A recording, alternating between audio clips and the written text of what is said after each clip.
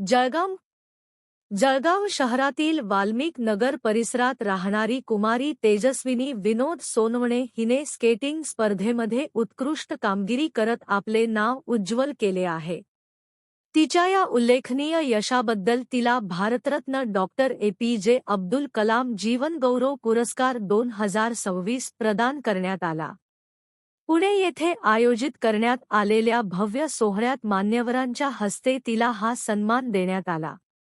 तेजस्विनीच्या या यशामुळे जळगाव शहराचा मान उंचावला असून परिसरातून तिच्यावर कौतुकाचा वर्षाव होत आहे।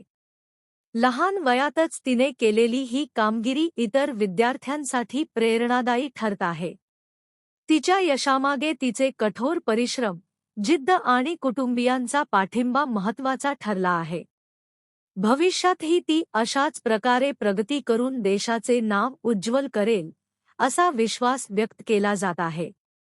आयकर विभागाचे आयुक्त सचिन बिर्ला मोटे यांच्या हस्ते देण्यात आला। तेजस्विनी विनोद सोनवणे, आदर्श खेळाडू, जळगाव।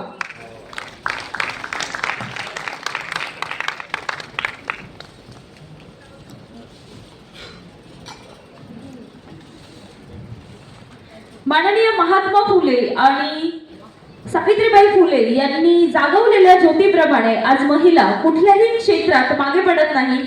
उद्योजिका असू द्यात, खेळाडू असू द्यात, आदर्श महिला असू द्या, आदर्श शिक्षिका असू द्या,